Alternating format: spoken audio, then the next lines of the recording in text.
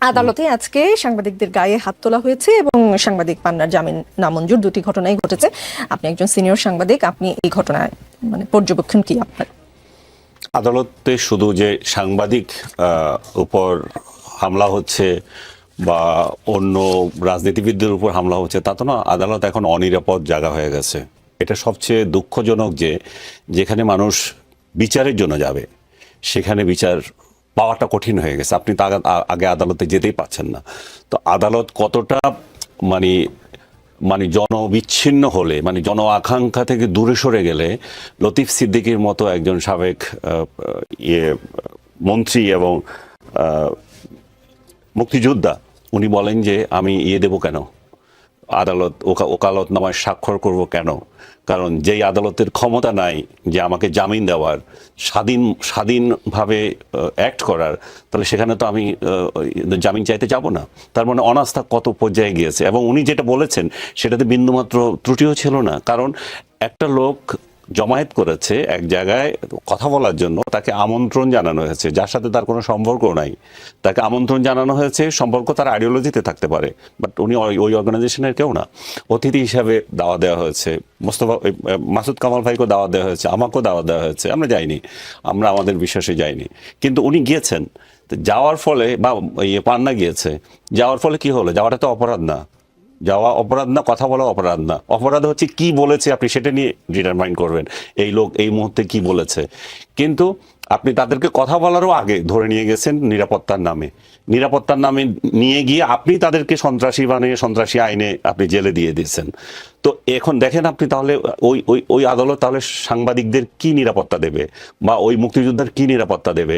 সাধারণ মানুষ এবং এদের যে উকিল, আমি একজনের সাথে কথা বললাম যে তুমি কি পান্নার জন্য একটু যাবে কিনা, এবং আরেকজনের কথা বললাম, বলে যে আনিস ভাই এখানে তো যাওয়া যাবে না, ওখানে আমার উপর মপ হচ্ছে। সো মানে রাজনীতিবিদদের উপর হচ্ছে, সাংবাদিকদের উপর হচ্ছে, সিভিল সোসাইটির অন্যদের উপর হচ্ছে, ইভেন উকিলদের উপরে হচ্ছে। বিরোধী দলের উকিল থাকলে তাকেও আক্রমণ করা হচ্ছে।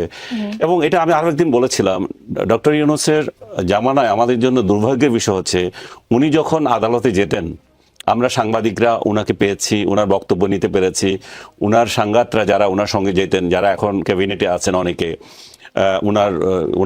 ওনার প্রতিষ্ঠানের লোকজন, তারাও কিন্তু আমাদের সাথে কথা বলতেন।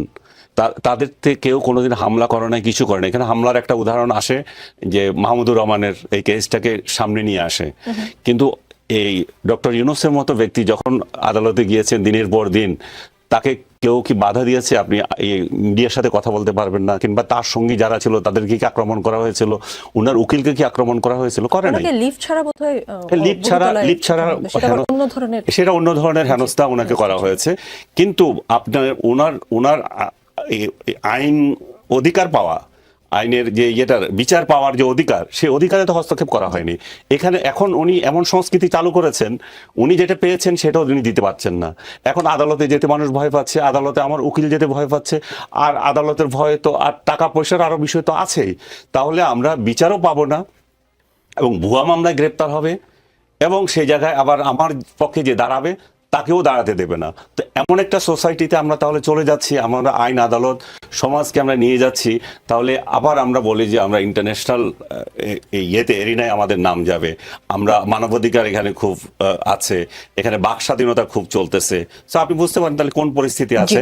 এবং পান্না সহ যাদেরকে গ্রেপ্তার করা হয়েছে, আমি মনে করি সম্পূর্ণ অন্যায়ভাবে তাদেরকে গ্রেপ্তার করা হয়েছে। তাদেরকে হেফাজতের নামে নিয়ে গিয়ে আপনি তাদেরকে প্রোটেকশনের নামে নিয়ে গিয়ে আপনি একটা সন্ত্রাসী মামলায় ঢুকিয়ে দিয়েছেন। আপনি তাদেরকে অন্য মামলা, তার বাসা থেকে ধরতেন। এইরকম সন্ত্রাসীগুলো ঢাকা শহরে ঘুরে বেড়াচ্ছে, 16 জনকে আপনি পেলেন, 16 জন তো ঢাকাতেই ছিল। তাদেরকে আপনি আগে যেতেন যে আপনি যদি সন্ত্রাসের কোনো ইঙ্গিত পেয়ে থাকেন। এবং এই যে সমাবেশটা হলো, আপনি দেখেন একটা সাংবাদিক সংগঠনের কার্যালয়ে গিয়ে আপনি এখানে আক্রমণ করছেন, যেখানে পুলিশ ওপেন, এটা ওপেন ফিল্ড, এখানে আপনি যে কেউ যে সমাবেশ করতে পারে। সরকারের বিভিন্ন সংস্থা আছে, তারা দেখতে পারে কি আলোচনা হচ্ছে। তাহলে কারো কোনো তোয়াক্কা না করে আপনি ওখানে মবগিরি করছেন। ওখানে মতামত সন্ত্রাসী গিয়েছে, ওখানে ট্যাগ সন্ত্রাসীরা গিয়ে তার উপর আক্রমণ করছে, এবং একজন মুক্তিযোদ্ধাকে গালে জুতা মারো তালে তালে বলে এখানে দিচ্ছে।